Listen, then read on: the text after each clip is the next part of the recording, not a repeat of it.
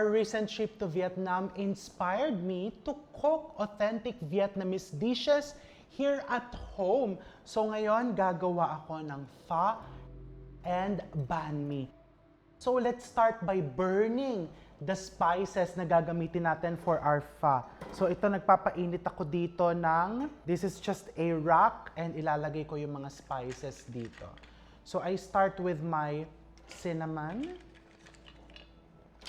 These are Vietnamese cardamom or black cardamom, ginger. You don't need to peel the ginger. Red onions, star anise, garlic. Mas malayo ang mararating, magiging malasang-malasa ang ating sabaw.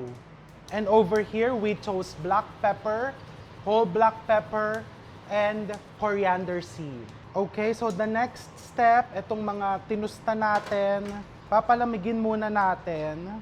Etong mga medyo nag-uling na, iwan mo na yan dyan. So it's advisable to do this outdoor. Okay, so we let this cool down a bit. So once malamig na ito, ililipat mo lang siya sa isang katsa. Ang bango. You can also use something like this. Nabibili ito sa Vietnam, may mas malaki. Kaso lang, pag gumamit ka nito, parang yung mga itim-itim kumakalat dun sa broth. So I like to use katsa. Pero syempre, itong katsyang to, hindi mo na siya magagamit ulit. Okay, tapos tatalian natin. So eto yung tinatawag nating aromatics. Very, very important kapag maggagawa ka ng pho. You can prepare this in advance and make sure very tight ang pagkakabuhol mo kasi matagal-tagal po itong lulutuin. And then this one, you can trim.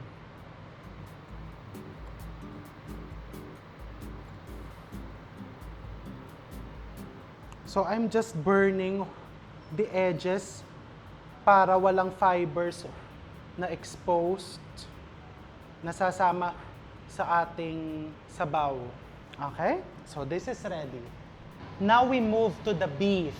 So I'm using here beef brisket. This is approximately 2 kilos. You can use lesser than 2 kilos. You can use more.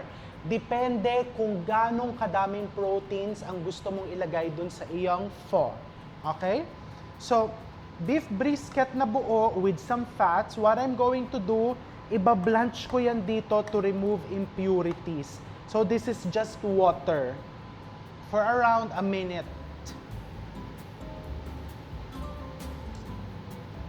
Okay, and then here, I have a pressure cooker with clean water that I'm also simmering. Ililipat ko yan dito. Ayan o, naglabasa na yung mga impurities.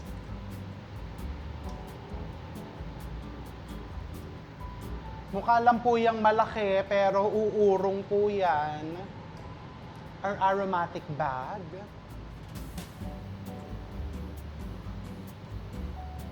Tignan ninyo kung paano siya magbibigay ng kulay dun sa inyong sabaw. Ngayon pa lang, parang tea bag. This one, you discard. Okay, so the next step, we are going to simmer this. Today, I'm using a pressure cooker para mas mabilis, pero traditionally, they slow cook this. Nang ilang oras, sobrang tagal, mga 3 to 5 hours.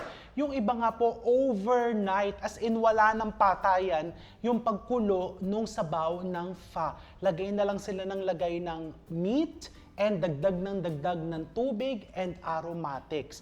So what I'm going to do now, lalagyan ko lang po yan ng konting patis, let's say 2 to 3 tablespoons, and then I'm going to cover this. Isi-simmer ko, pag nagsimula yung pressure, tatimeran ko siya 30 minutes. After 30 minutes, I'm going to remove the aromatics kasi pag sobrang tagal po niyang nandito, ang mangyayari, papait naman yung iyong sabaw. So let's cover this. And then hintayin natin gumalaw yung pressure. Tsaka tayo magsimula ng 30 minutes. Buksan natin, tatanggalin ko yung aromatics. And we continue to simmer this until yung beef ay tender. And while waiting, pwede mo nang isoak yung rice noodles.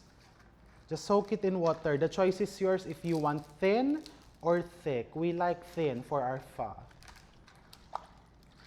So it's been 30 minutes. What I'll do is titikman ko muna siya kung lumasa na yung aromatics. Kung lumasa na, pwede na natin alisin. Konti pa. Masarap na pero konti pa. So, I'll pressure cook it for another mga 30 minutes. Medyo matigas. Matigas pa. Actually, matigas pa yung karne. Pe-pressure cook ko pa. And then, balikan ulit natin after 30 minutes. Okay. So, ayan. Lumasa na yung aromatics. And, mukhang lumambot-lambot na din ang ating beef. So, pwede ko nang tanggalin to. Okay. Tabi mo lang na ganyan kasi ayan, pipiga-pigain mo yan. Yung lalabas na liquid dyan, ibabalik din natin dito.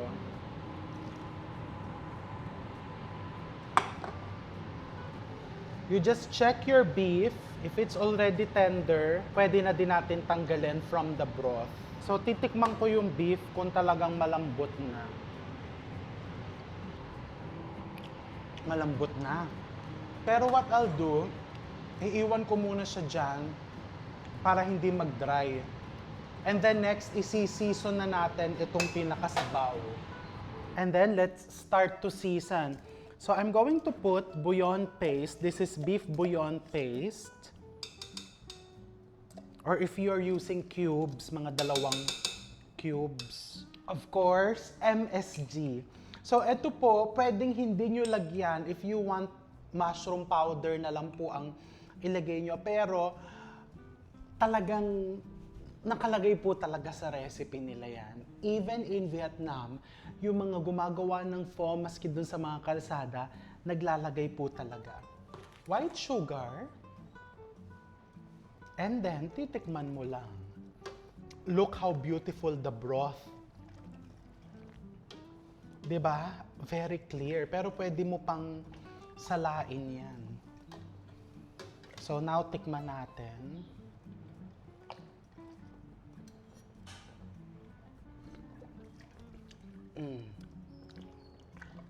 I'll add more fish sauce.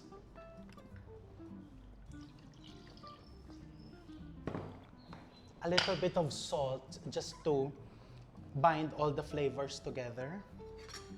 Konti pang sugar.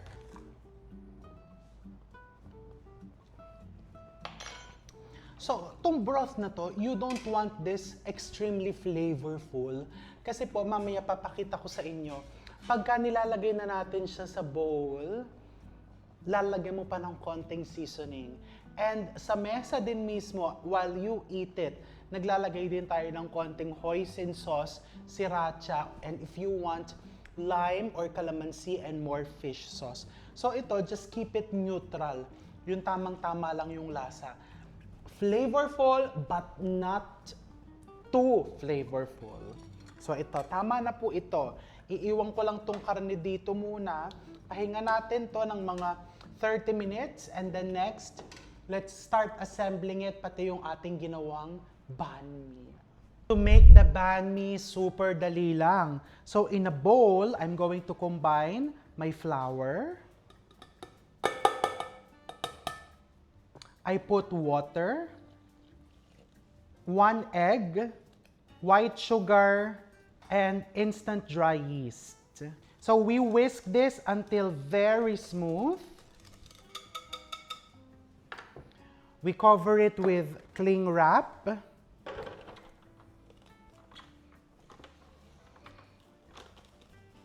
And then we're going to rest this for 1 hour. Dito lang, hindi dapat masyadong malamig yung room, hindi din masyadong mainit. Just at room temp for 1 hour. Ang mangyayari po dito habang pinapahinga natin, magdi-develop na yung gluten nung harina and magdi-distribute lahat ng flavors para yung ating tinapay malambot at malasa. So it's been 1 hour. Makikita mo, oh, umalsa na. Look how nice. Tanggalin natin ang plastic wrap. Makikita mo siya, oh, ay, buhay na buhay ang ating dough. So the next step, let's put the remaining all-purpose flour. This is your salt, and this is bread improver. This is very important to maintain the shape and the height of your banh mi. So maglagay ka ng bread improver. Tinuro to sa akin ng aking kaibigan na si Miss Cathy Blasio. Hello, Miss Cathy. Adding bread improver will stabilize your dough. And then we just mix it low speed sa ating mixer with a dough hook attachment for around 10 to 12 minutes.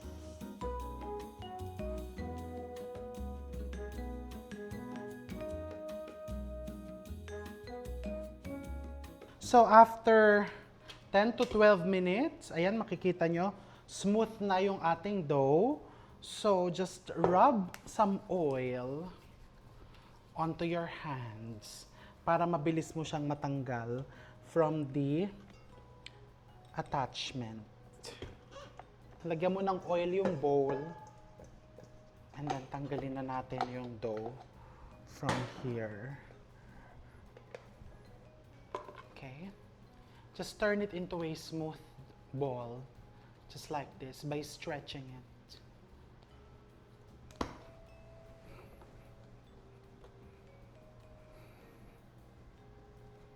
And then just put it onto your greased bowl, cover with plastic wrap, and then we rest this again at room temperature for around 30 to 45 minutes. So after around 45 minutes, eto makikita nyo, oh, umalsa na siya, nagdoble na yung size ng dough. The next step is, i-divide natin to into 6 smaller pieces. So that will be around 200 grams per piece. And then, we're going to roll it one by one. I-shape lang natin na parang oval.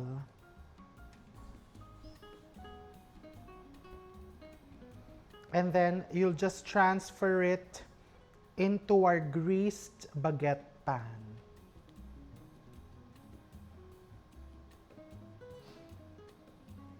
Alright, so pagka na-shape na natin, you just cover it with a clean towel and then you just spray it with water.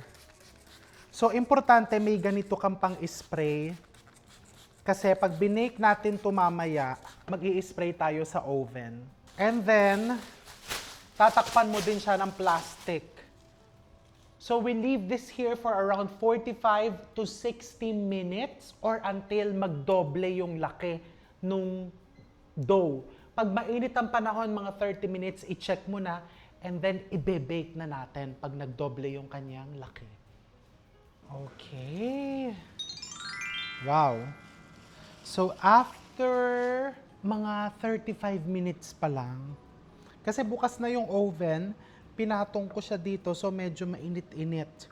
So, umalsa na siya. So, the next thing that I'll do before I bake it, hihiwaan ko siya sa ibabaw.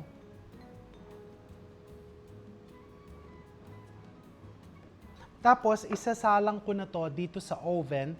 I have a preheated 400 degrees Fahrenheit oven. Mainit na mainit. Bago ko siya isalang, mag-i-spray muna ako ng tubig. You want the steam. Pagkasalang, spray ulit. The total baking time will be around 35 to 40 minutes. But after 10 minutes, i-sprayan ko siya ulit to produce steam. Kung yung oven mo ay merong steam setting, pwede mong buksan yon every 10 minutes para magpro-produce ng steam sa loob. That will make your bread extra moist. Ayan, so luto na ang ating banh mi or baguettes. Look how beautiful.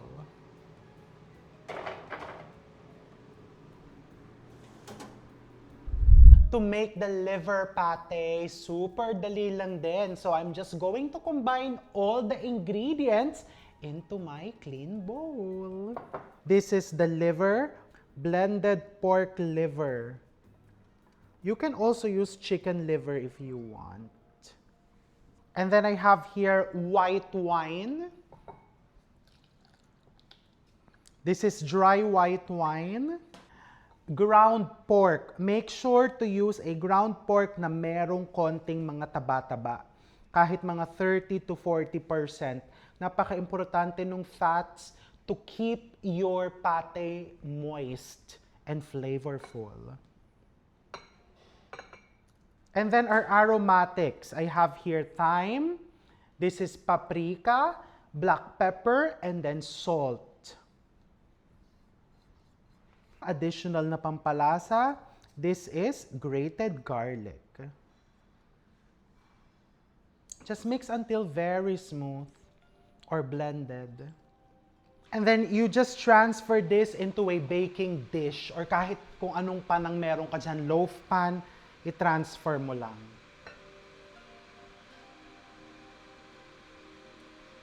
Normally, saktong-sakto to dito. Sakto nga. Okay?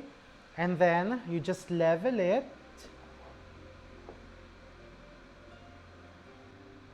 And for added aroma, lagyan natin ng bay leaves sa ibabaw. Ipipila lang natin yung bay leaves.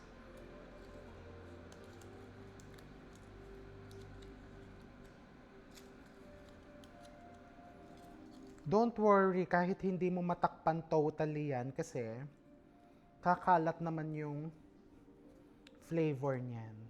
And you just cover it with aluminum foil.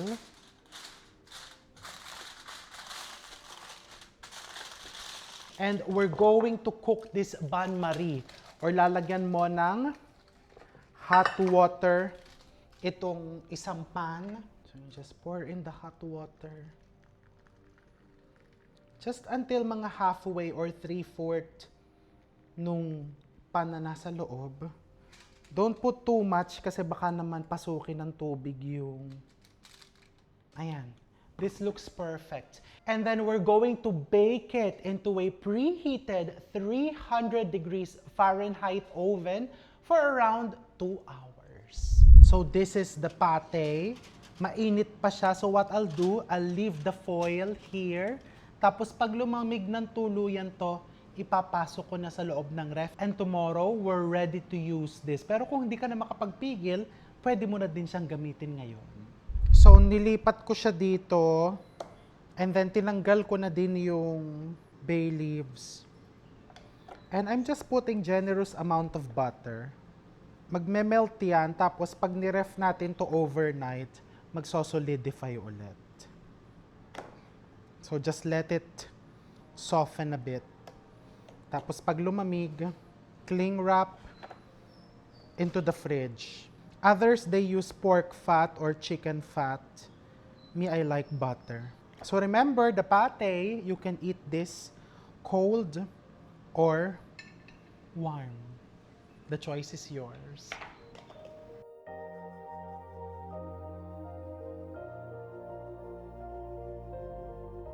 So let's make the lemongrass pork. Ito yung pinaka-protein sa loob ng banh mi. You can also use chicken breast, chicken thigh, or even tofu. So I have here, this is 1/2 kilo of pork loin that we've pounded para mas dumipis. And pag pinound mo kasi siya, mas kakapit yung mga seasoning na ilalagay natin. And then into my blender, let's combine fish sauce, soy sauce. This is brown sugar. This is sriracha. Kung gusto mong mas maanghang, add more. Ginger. Garlic with the skin para mas aromatic. This is just cornstarch and baking soda. Yung baking soda para ma-retain yung moisture ng ating meat. And this is just 1 soy roots and stem. And I have here lemongrass. Kahit mga 2 lang ang ilagay mo. Or ilagay na natin lahat. We just blend together. Kung nahihirapan yung blender, you just put a little bit of water.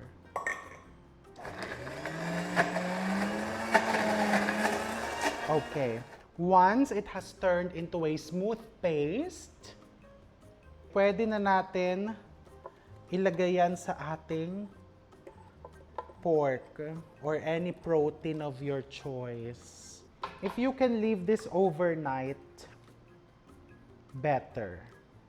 Mas kakapit ang lasa. So I just covered this with cling wrap and then into the fridge for 24 hours. And then now let's prepare the very delicious sauce ng banh mi. Ito yung pinapahid sa loob ng baguette. Super sarap. So this is just mayonnaise. You use good mayonnaise. Sriracha. Nasa sa inyo, you can add more if you want it spicy.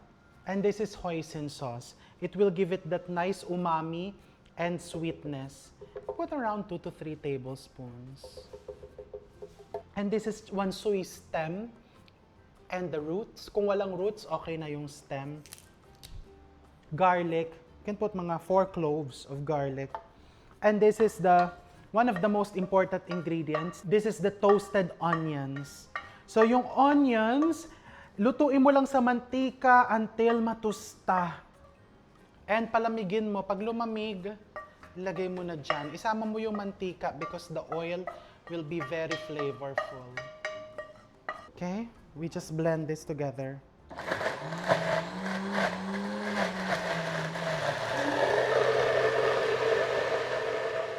Okay, let's try it.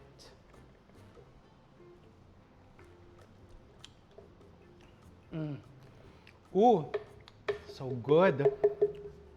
Konti pang sriracha.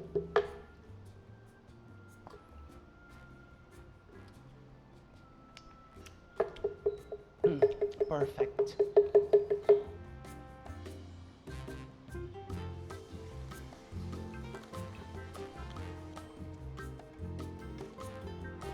Ang mga Vietnamese, they're well in love with butter. Influence sa kanila ng mga French. So, lagyan natin ng marami-raming butter.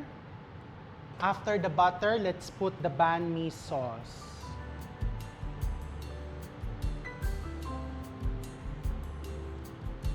After the banh mi sauce, the pate. Now, for the pate, may option ka na initin or may option ka din naman na ilagay na siya ng ganito from the fridge. Ito yung ginawa natin kahapon. Look how beautiful is that. Now, you can put the grilled pork, the lemongrass pork, or tofu, kung anong type mong... Nag-grill din tayo ng tofu. So, itong pork, ginrill ko din, tapos in-slice.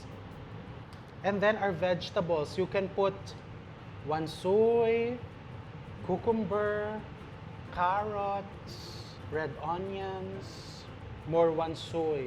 Kung gusto mong maanghang, lagyan mo pa ng sriracha. Okay, the final step, isasara mo siya and then give it that nice. And then hiwain natin. Look how beautiful is that.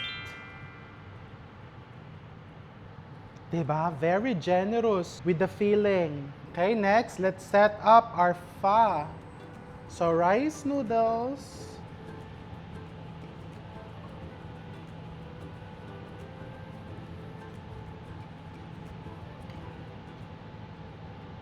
And then let's put some beef.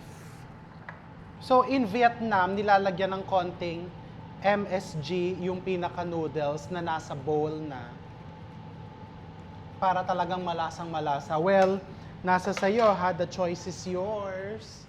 And then let's put some beef.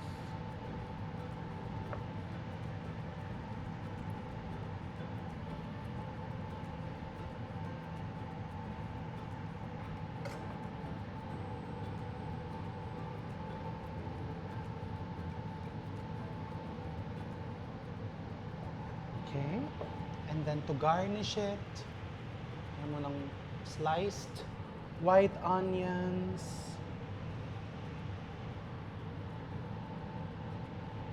One soy. And then, you serve it with lettuce, toge, and mint leaves. Halika, Miss Dayan, tikman mo na. So, pag tinikman yan, ayan, lalagyan mo ng mga mint leaves. Tapos, if you want calamansi juice, hoisin sauce, or lalagyan mo ng sriracha. Oh my gosh. Tikman mo. Eto, may Thai basil din if you want Thai basil. Pati dito sa banh mi. Kapartner niyan, banh mi.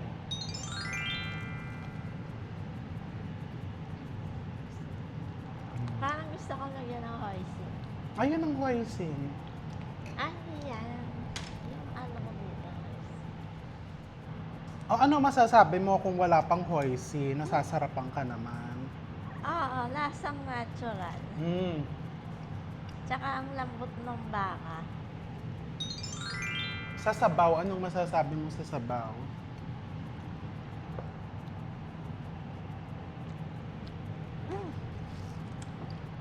Medyo natatagangan ako. Kasi kakasibilyo ko lang. Ah, talaga? Hindi halata. Kaya lalagyan ko ng Hoisin. hoisin sauce from Vietnam. Actually, yan yung pinapaliwanag ko kanina na when you season the broth, the sabaw, hindi kailangang malasang-malasa kasi on the table, tinutuloy natin ang seasoning. Pero sa'yo, nalalasa mong authentic. Oo, may buto ba to? Yung sabaw? Wala. Ah, wala. Ay, ano nilagay mo? Brisket. Ah, Tikman mo naman with the banh mi. Lahat yung banh mi, from scratch ko ginawa yan.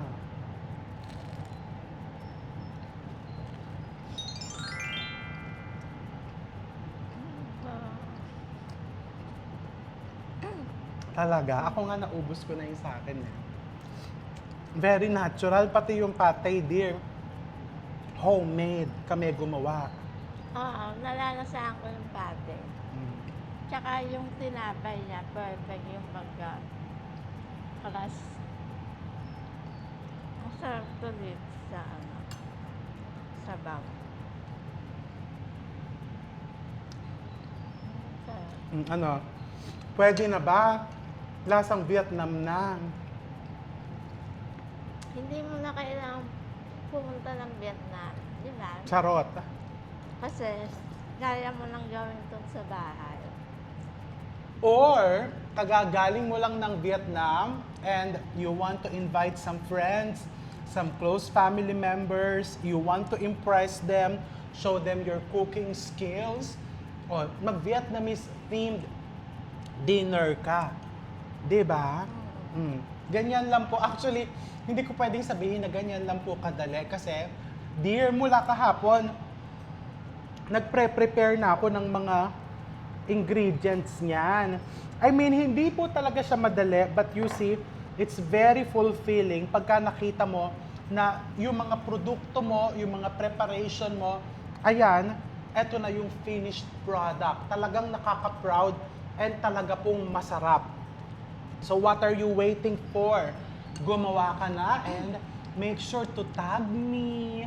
And just in case may mga gusto pa silang mga dishes na i-feature natin dito, specialties, ilagay nyo po yan sa comment section. And Teka, ito sumabit na ang wansoy. And we're going to see you all soon. Mag-bye ka. Ikaw ba, ano pang Vietnamese dishes ang gusto mo? Tsaka. Yung ano, tsaka fish. Tsaka? Ah. Gusto ko mag-tsaka. Gusto mo mag-tsaka? Ange, pahinga sa lamin. Kami ni Erin, so magtsaka ka. Hindi pa ba? Bye! Bye! I-try nyo na